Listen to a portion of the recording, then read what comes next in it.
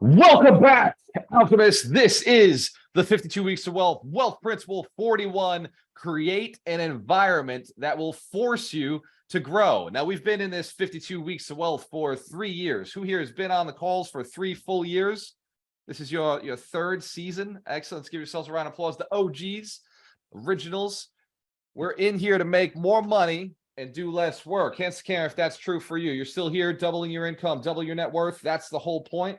So you might ask, why do people come and do this again and again and again? Well, it's because once you've doubled your money, you can still double your money again and again, and it works. So we know it works. We know that this process of building millionaires is something that anybody can follow. Now, I'm not saying anybody can be a millionaire. I want to be very clear. Who here knows you got to put in some work. You got to want it bad enough. You got to have a reason to make $1 million. This money doesn't just flow to you unless you first desire it to flow to you, unless you first say, it's okay for me to receive a lot of money. If you desire it and you work for it, then there's a good chance you're going to get it. Who here's willing to put in the work? Ask if you're willing to put in the work this year to get to that $1 million status, to get to that next level, to level yourself up. I love it. So we're on a mission to build 100 millionaires who are inspired to build 100 millionaires. This is why we do the 52 Weeks to Wealth every single week, every Saturday. If you're watching this on Facebook and you're wondering, how do you get into this call? You can go to ibuildmillionaires.com. I do love bragging that we own iBuildMillionaires. It's the coolest thing. So let's give Ron a round of applause, my business partner, for grabbing that domain. Let me dive into Wealth Principle 41. Create an environment that will virtually force you. By the way, hands to the camera if you are currently focused on improving your environment. You're getting rid of the broke friends, getting rid of maybe the clutter in your life, the proverbial clutter. By the way, most of it is going to be relationship based. Who here knows your network is your net worth? It's not about who you know. It's about who knows you and what they know you for. Because if they don't know that you're a source of solve a problem solution, a solution to a problem, then there's a good chance they're not going to call you when they got that problem. Who here has had a friend or family member use somebody else instead of using them? Has anybody ever suffered the loss of a family member being like, yeah, I use somebody else? My brother just did a $1.3 million refinance on his building. And he called me up and he said, hey man, I'm going through this refinance and this lender. I'm not really sure if the lender's like treating me okay, like taking care of me. And like, I got all these questions and they're charging me these upfront fees.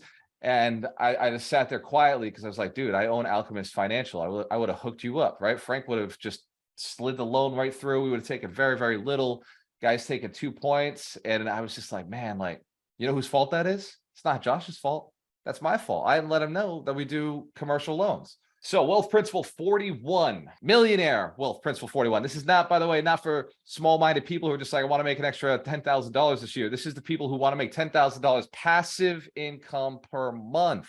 Let's talk about creating an environment that will virtually force you to grow. And by the way, everything that you see right now is your environment. If you're in this Zoom with us, if you're on Facebook, if you're on YouTube, if you're on LinkedIn, if you're in a room, look around, look at the room that you're in right now. How does this room support you? Is this room forcing you to grow? You will become what your environment creates. Now, outside of the room, outside of the space, the house you live in, the city you live in, there are 7 characteristics of a growth environment.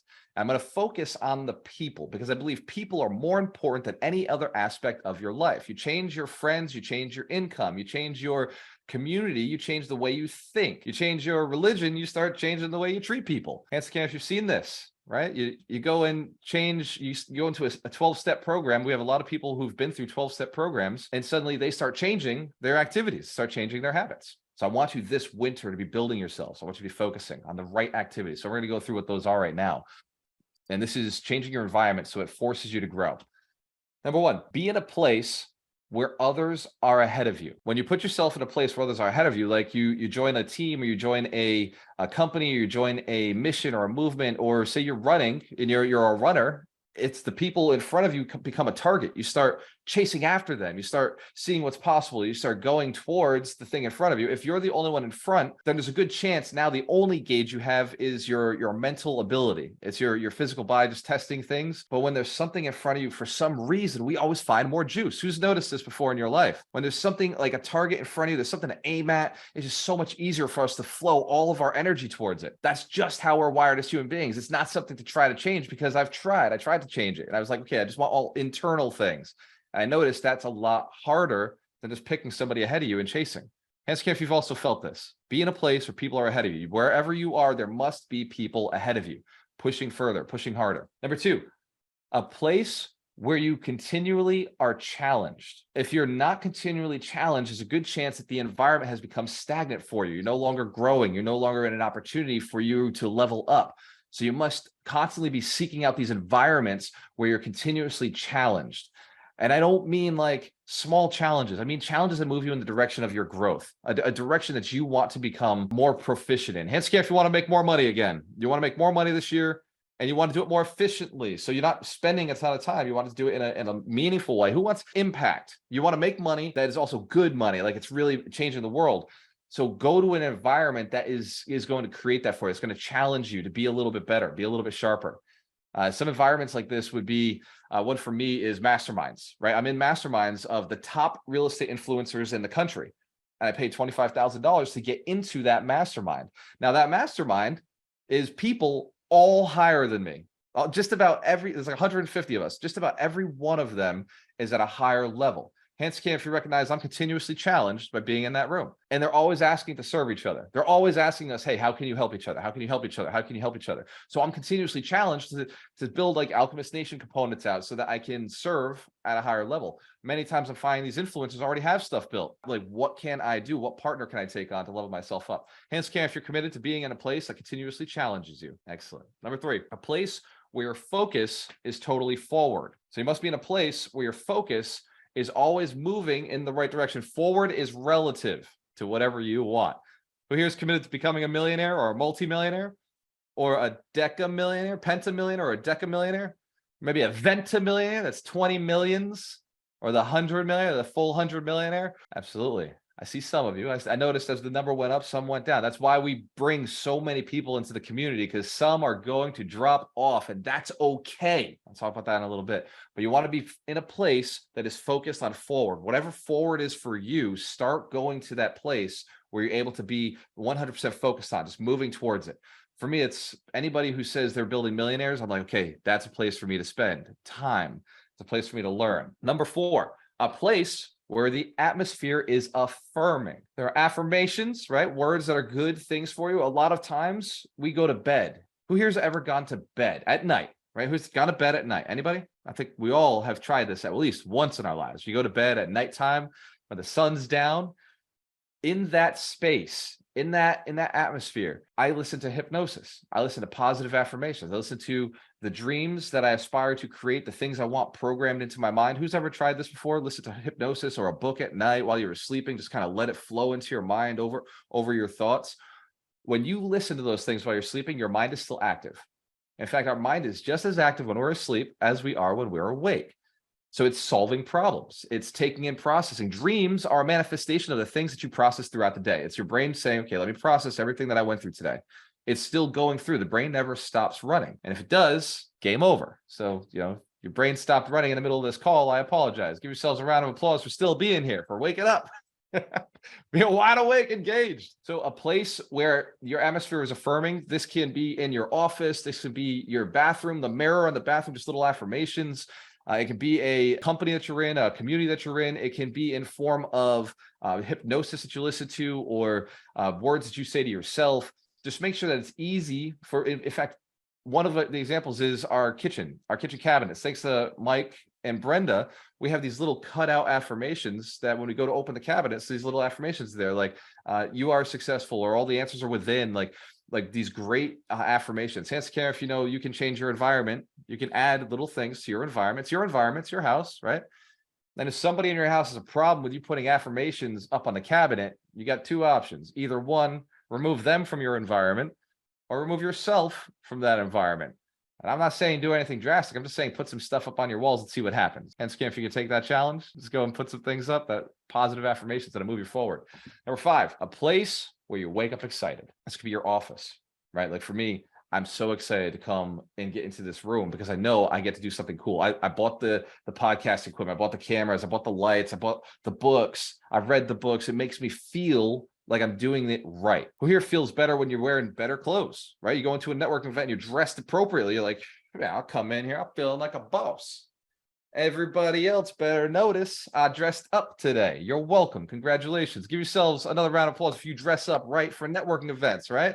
But create a space where you feel excited to wake up. It is about feelings, right? As you know, logical investors, we're always like pushing our feelings away, hiding our feelings, not sharing our emotions. Who's been guilty of this before? You know, just burying emotions deep down so nobody sees them. If you're feeling good, you're going to be taking great action, right? The more power, the more feeling, energy is feelings is energy. The more of that you have behind what you're doing, the more doing you're going to get done. Like the more things are going to happen for you. Who here knows they could wake up a little more excited? Like there's some room to be waking up a little more excited. That is up to you. You decide like what you're waking up to, right? You decide like when you wake up, what do you see? When you wake up, what is the first thing in your mind? What are you hunting towards? What are you working towards? What reward are you putting out there for yourself to get excited about the day, right? There's a lot, like you can play with yourself. There's a lot of things that you could do to get yourself excited every single morning. Hands if you're committed to picking one thing right now, just write it down on a piece of paper. What's one thing you can do to place in your house so that you get excited in the morning? Could be, I like being at the gym. I don't like going to the gym, right? So what I do is I make sure that I have a mirror in my house where I can walk by and flex. And I'm like, okay, yeah, goals. That's what I'm going to do when I go to the gym. I'm going to go get some goals. And when I get there, I'm going to flex again in the mirror.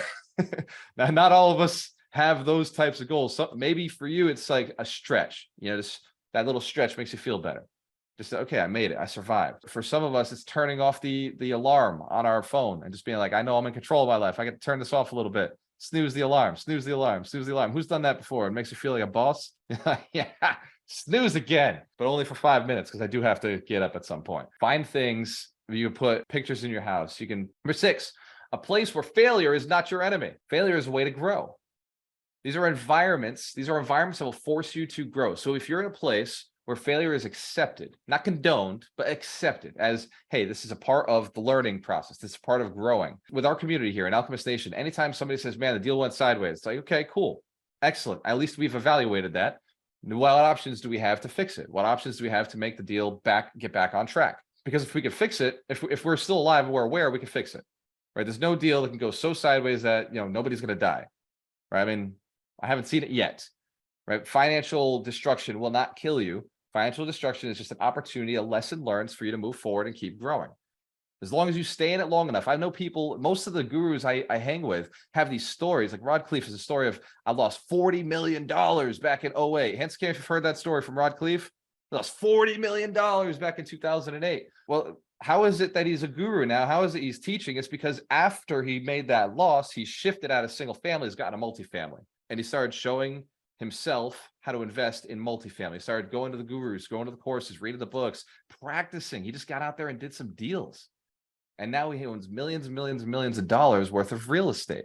And this is what's really cool about Rod. He's built hundreds of millionaires through teaching multifamily investing. So be in a place where it's okay to fail and failure is not your enemy. Hands to the camera, if you know Alchemist Nation, we're okay with failure as long as you communicate with us. Let us get you to the next level. Let us help you pass the failure. Talk to the coaches, talk to the mentors. You want to be in a place where others are growing. Who here has ever been in a place where everybody was totally fine right where they were? I remember working in the office when I worked for Johnson & Johnson. I remember in the cubicles, right? Because I used to be a cubicle hopper, right? Hop cubes, because that's how I was networking even back then. As an accountant, I would hop cubes and I would go over and I talk to everybody and just, you know, I was in finance. So like they didn't need to talk to me ever. There was no reason for them to talk to me. But I would go to all the different cubes. I'd find out what the marketing guys were doing, what the sales guys were doing. I found out what the production guys were doing because I wanted to understand how to run a big corporation. I want to understand how these big companies operated. Hence, Cam, if you could maybe be that person where you're at right now, right? If you're working a job, you could start looking at it and saying like, how is this thing working. And so I wanted to be in a place where things were growing. And I noticed in Johnson & Johnson, nobody was growing. Everybody fought to stay in their position. Nobody was seeking out the next position. Nobody was seeking to level up. Everybody was perfectly content because they had benefits. They had severance packages. If they lost their job, they had pensions. Like Johnson & Johnson is one of those companies that still has pensions. Now the pensions are garbage because inflation will just eat it up really quickly. But they were very excited about staying right where they were. There was no incentive to grow, no incentive to level up. Like, because if you leveled up, then you didn't get your pension, you got a severance package, and J&J would just let you go. If you got closer to that chopping block, right? The higher you got up in the company, the more likely you were to get cut in the company as it was continuing to acquire other companies. Hence, if you understand, that's not a good environment for growth. Hence, if you've been around those people who are telling you don't go into a new space because you don't know anything about it, and you're probably going to fail if you go into a new space, you just stay in the old space that you got going on. Challenges. So every week we have principles. Every week we have action steps. This week, I'm going to ask you to evaluate your environment. And one more environment I didn't talk about today is your cell phone. The cell phone is an environment. When you pull it up, right, what's the first thing you see? Your background, right? You see your icons. Those icons always got numbers on the side of them. Is that benefiting you? Are those numbers moving you forward? Are those numbers paychecks, right? I don't mind if your PayPal account's in there, it's got numbers on it. Or is it Facebook, Instagram, LinkedIn, Twitter, Snapchat, TikTok, just saying, hey, somebody else made a post today. Like somebody else made a post. We want you to come back to our platform. Come get obsessed. Come fall into the wormhole for a few more minutes, right? Does your background, is it a picture of like your family? Like, because by the way, family is good. That's a good thing to drive back towards, unless your family's not motivating you, right? Or is it a picture of like something inspiring for you? For me, it's I attract what I desire. I have that right on my phone. Just 3 words. You attract what you desire. 3 lines. And that just is a constant reminder that whatever you focus on expands. Whatever you track, you get more of. Whatever you think about, you bring about. Now, I'm not saying magical thinking, like just think stuff into existence. What I'm saying is what I think about, I start working towards. Notice this before? I don't think parking spot and hope my car just magically jumps over there. I think parking spot and I drive around looking for the parking spot. And then when I see the opportunity, I jump into that spot. It's the same with action, right? It's the same with your success in your business. You think out what you want and you let your brain start driving you towards it. But you've got to physically move, right? Same with eating. You want to eat something, you don't just think it and then suddenly it's in your belly, right? You think it, you recognize what you want, and then you have to pick yourself up, either order it on your phone or you walk yourself over to the kitchen and you start building that food to consume it. But before you consume it, you still got to make the decision. It can be sitting right in front of you, right? Because success for most of you is sitting right in front of you. The right environment is sitting right in front of you. Most of the time, I guarantee you, it's right in front of you. You've got to make the conscious decision to go and take some action. And when you do that, your life changes. But when we're just sitting there trying to think and grow rich, that you could take, that's an opportunity right in front of you that you could take if you just decided to take the action. Sometimes the action is pick up the phone call. Sometimes the action is send a text. Sometimes the action is click a button. Sometimes the action is walk outside of your house and go meet with somebody. Sometimes the action is literally to stick to a commitment you already made to somebody. Cheers to your success. We have a choice. Always work with the best.